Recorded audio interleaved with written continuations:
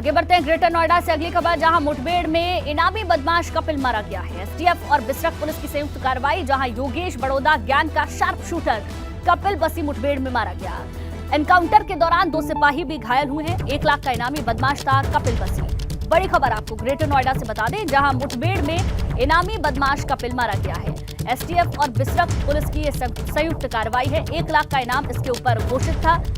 दादा और पोते की हत्या में यह आरोपी था, जिसके बाद से लगातार फरार था। 1 लाख का इनाम भी पुलिस ने इसके ऊपर घोषित किया। एनकाउंटर में देर रात मारा गया।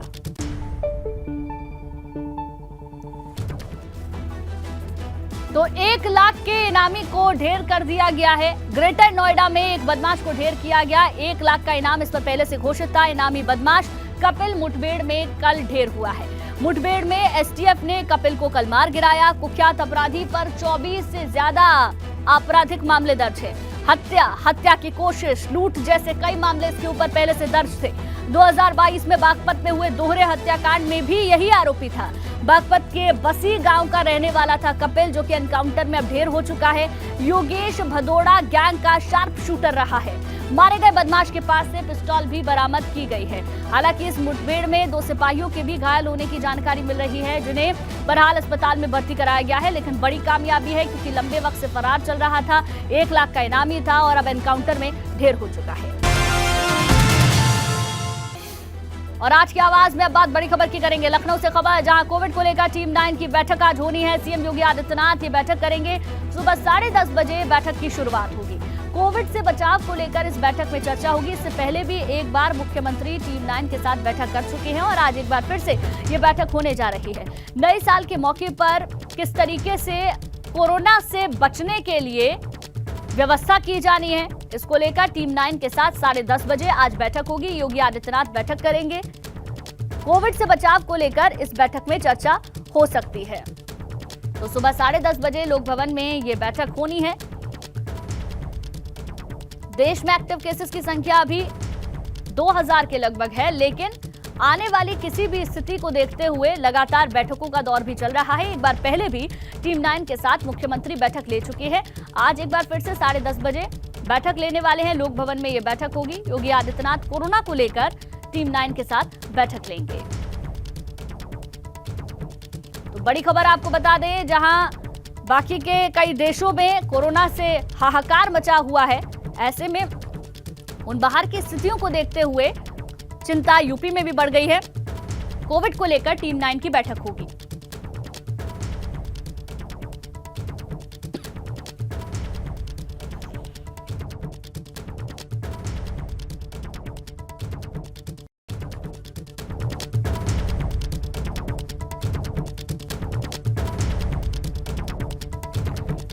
तो ये बड़ी जानकारी लखनऊ से आपको दे दें। कोविड को लेकर टीम 9 की बैठक आज 10:30 बजे होनी है।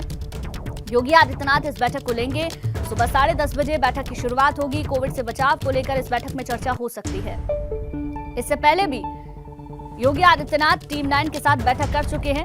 किस तरीके से अगर कोई भी विपरीत परिस्थिति होती है, कैसे स्थिति को संभालना है, काम करना है, ये निर्देश मुख्यमंत्री की ओर से पहले ही दिए जा चुके हैं। शैलेश अरोड़ा हमारे संवाददाता लखनऊ से ज्यादा जानकारी के साथ जुड़ गए हैं, उनसे अपडेट लेंगे। शैलेश, एक बार पहले भी टीम 9 के साथ मुख्यमंत्री बैठक ले चुके हैं और आज एक बार फिर से नया साल है, तो ऐसे में टीम 9 के साथ बैठक, कोविड से बचाव को लेकर तमाम चीजों पर मंथन हो सकता है। निश्चित रूप से देखिए गुंजन, जैसा आपने अभी खुद भी कहा कि अन्य देशों में जो हालात हैं, तो वो अन्य देशों जैसे हालात भारत में ना हो, उत्तर प्रदेश में ना हो, इसको लेकर ये सारी कवायद की जा रही है। और अगर बात करें उत्तर प्रदेश की, तो देखिए सबसे बड़ा राज्य है। निश्चित रूप से जब सबसे ज़्यादा जनसंख्या होगी, तो उसी लिहाज से यहाँ पर आपको जो है वो सुरक्षा के जो मानक हैं उनका ध्यान ज़्यादा रखना पड़ेगा, प्रिकॉशन ज़्यादा लेना पड़ेगा।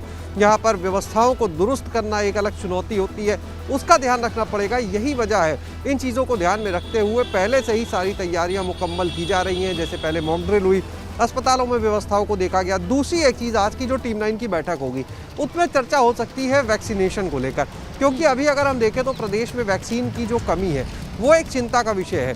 मांगी गई है केंद्र से वैक्सीन, अभी तक उस तरह से नहीं मिल पाई है। और ऐसे में कैसे इस वैक्सीन की संख्या और ज़्यादा मांगी जाए, यहाँ पर लगवाई ना शुरू किया जाए, एक अभियान के तौर पर जो वैक्सीनेशन जिस तरह पहले होता था कराया जाए, क्योंकि 34 लाख के आसपास लोग हैं जो अभी तक जिन्होंने बूस्टर डोज नहीं ली है। लगभग 1.5-2 लाख लोग, 2.5 लाख लोग ऐसे हैं जिन्होंने अपनी सेकेंड डोज नहीं ली है। तो निश्चित रूप से इन लोग का वैक्सीनेशन कैसे किया जाए जिससे एक सबसे पहला सुरक्षा कवच मिले। दूसरी चीज़, कल जब 1 जनवरी की हम बात करते हैं, जो नज़ारा देखने को मिला, चाहे वो पार्क हो, चाहे वो मॉल्स हो, वहाँ पर जिस तरह की भीड़ उमड़ी थी और मास्क के बिना लोग थे, तो निश्चित रूप से लोग जो हैं वो अभी पूरी तरह से इसको लेकर स्थितियों को समझ नहीं पा रहे। लगातार जागरूकता की जा रही है, क्योंकि मास्क की अनिवार्यता नहीं की गई है बल्कि जागरूक किया जा रहा है कि आप लगाइए। तो लेकिन लोगों में कहीं ना कहीं वो चीज़ अभी मिसिंग है। तो कैसे इस चीज़ पर और आगे काम करना है, क्या अनिवार्य करना होगा या लोगों को जागरूक करना है, तो किस तरह से उनको और फोर्स किया जाए, तो ये सारी चीज़ें जो हैं मंथन का विषय आज हो सकती हैं। तैयारियां जो हैं, नया साल है और 40 दिन जो कहे गए थे कि सबसे ज़्यादा इस समय चुनौतीपूर्ण है, जो जिनमें कोविड का खतरा ज़्यादा है, तो उसमें ये जनवरी का जो महीना है, यानी नया साल पहला महीना, इस महीने सतर्कता ज़्यादा रखनी है। तो सतर्कता के साथ अपनी तैयारियों को कैसे बेहतर किया जाए, इसके ऊपर मंथन किया जाएगा। डिप्टी सीएम ब्रजेश पाठक वहाँ पर रहेंगे, जो स्वास्थ्य विभाग के अधिकारी हैं वो रहेंगे, अन्य जो अधिकारी जिनके समन्वय से ये सारा काम होता है, क्योंकि कोविड में जब बात होती है तो कोई एक विभाग से स्वास्थ्य विभाग नहीं है, उसमें देखिए पुलिस महकमे की अपनी भूमिका हो जाती है, नगर विकास विभाग की अपनी भूमिका हो जाती है, तो कई विभागों का समन्वय से इस सारे काम को किया जाता है। तो वो भी अधिकारी रहेंगे, उनसे भी बात होगी। तो ये सारी चीज़ें आज की टीम 9 की बैठक में निश्चित रूप से डिस्कस होंगी और आगे के लिए एक स्ट्रेटेजी बनाई जाएगी। बिल्कुल शैलेश, आज की बैठक बेहद अहम है कोरोना के लिहाज से भी, और देखना होगा कि मुख्यमंत्री की ओर से क्या जरूरी दिशा निर्देश भी दिए जाते हैं। बहुत बहुत शुक्रिया पूरी जानकारी के लिए। खबरों में आगे बढ़ेंगे। ग्रेटर नोएडा के ईस्टर्न पेरिफेरल हाईवे पर युवती का शव मिला है। हत्या का शव को फेंके जाने की आशंका जाहिर की जा रही है। चेहरा कुचला होने की वजह से लड़की की पहचान नहीं हो पाई है। मौके पर भारी पुलिस फोर्स भी मौजूद है। पुलिस ने शव को कब्जे में लेकर जांच पड़ताल शुरू कर दी है। तो ग्रेटर नोएडा से मामला सामने आया, जहां पर ईस्टर्न पेरिफेरल हाईवे पर एक युवती का शव मिला है। आशंका ये जाहिर की जा रही है कि इस युवती की पहले हत्या की गई और उसके बाद शव को फेंक दिया गया। चेहरा कुचला हुआ है, जिसकी वजह से लड़की की पहचान भी नहीं हो पाई है। रविंद्र जैन हमारे संवाददाता ज्यादा जानकारी के साथ फोन लाइन पर जुड़ गए हैं। रविंद्र, पुलिस की जांच पड़ताल में क्या अभी तक कुछ साफ हो पाया है? ये लड़की कौन है या फिर कोई डॉक्यूमेंट्स इसके पास से मिले हो जिससे इसकी पहचान हो पाए?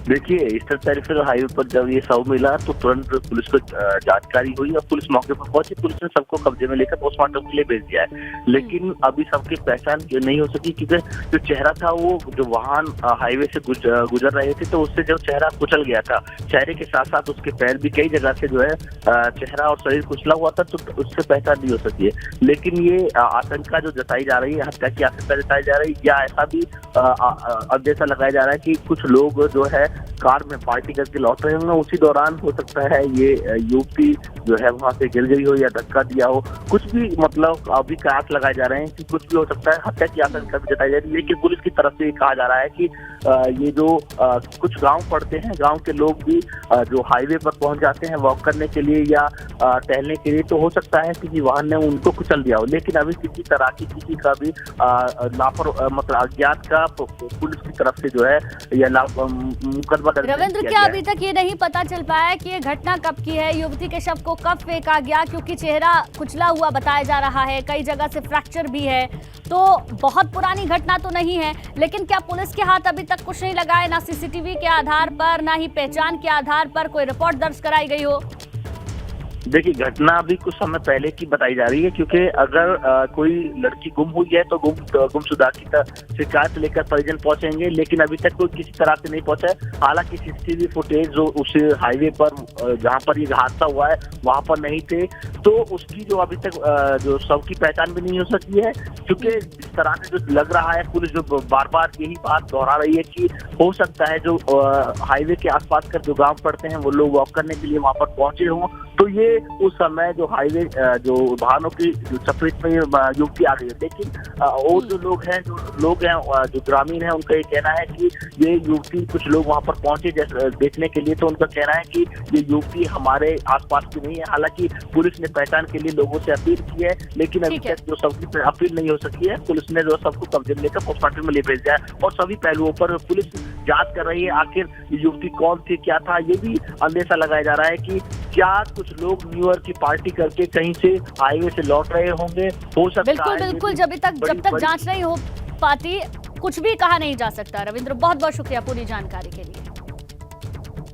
और एबीपी गंगा के कुछ सवाल भी हैं इस घटना को लेकर। क्या युवती की हत्या की गई है? पहला बड़ा सवाल, युवती का चेहरा क्यों कुचला गया और किसने कुचला, ये भी बड़ा सवाल है। आरोपियों का अब तक पता आखिर पुलिस क्यों नहीं लगा पाई? ईस्टर्न पेरिफेरल एक्सप्रेसवे पर सुरक्षा के इंतजाम आखिर क्यों नहीं है? और नए साल के मौके पर जब इस तरीके की घटनाएं हुई हैं तो चप्पे चप्पे पर पुलिस तैनात रही है, तो ऐसे में क्या इस युवती को आते जाते किसी ने नहीं देखा? और जब उसका चेहरा कुचला गया तो क्या जिन्होंने हत्या की है उन्होंने कुचला? इस तरीके के कई बड़े सवाल हैं एबीपी गंगा के।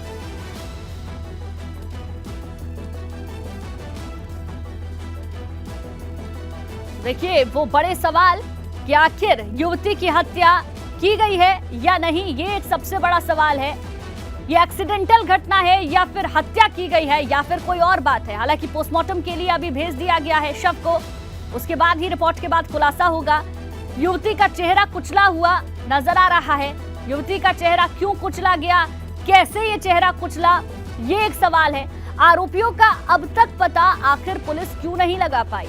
ईस्टर्न पेरिफेरल एक्सप्रेसवे पर सुरक्षा के कोई इंतजाम नहीं है, जैसे हमारे संवाददाता भी बता रहे थे, वहां कोई सीसीटीवी कैमरास भी नहीं है जिसके हिसाब से जानकारी लगाई जा सके, इस पूरे मामले का खुलासा हो सके। 1 तारीख की अगर ये घटना है तो हर जगह चप्पे चप्पे पर पुलिस तैनात रही है, तो क्या किसी ने भी इस युवती को वहां से गुजरते हुए आते जाते हुए नहीं देखा है? क्या कोई रिपोर्ट अभी तक दर्ज नहीं हुई है? ये तमाम बड़े सवाल हैं और सबसे बड़ा सवाल ये है कि पुलिस कब तक पता लगाएगी आरोपियों का कि कैसे ये हत्या हुई है। अगर ये हत्या का मामला है, एक्सीडेंटल केस है, तो कैसे ये एक्सीडेंट हुआ, इन तमाम पहलुओं पर जांच पड़ताल करने की जरूरत है। अब इस मामले में खुलासा कब तक होगा ये देखने वाली बात होगी। लेकिन वो बड़े सवाल जो एबीपी गंगा पूछ रहा है, पहला सवाल, क्या युवती की हत्या की गई है? दूसरा बड़ा सवाल, युवती का चेहरा आखिर क्यों कुचला गया? तीसरा सवाल, आरोपियों का अब तक पता आखिर क्यों नहीं पुलिस लगा पाई? और चौथा सवाल, क्या साजिशन, पहचान छिपाने की साजिश की जा रही है? ईस्टर्न पेरिफेरल एक्सप्रेसवे पर सुरक्षा के इंतजाम आखिर क्यों नहीं है?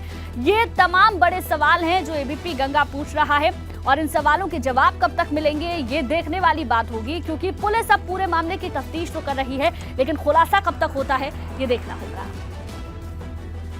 ईस्टर्न पेरिफेरल एक्सप्रेस वे पर सुरक्षा के इंतजाम आखिर क्यों नहीं थे?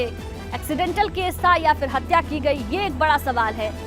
आरोपी जो भी हैं उनका पता अब तक पुलिस क्यों नहीं लगा पाई? क्या साजिशन, पहचान छिपाने की कोशिश की गई है? ये भी एक बड़ा सवाल है। और चलिए इसी के साथ बुलेटिन में फिलहाल बस इतना ही।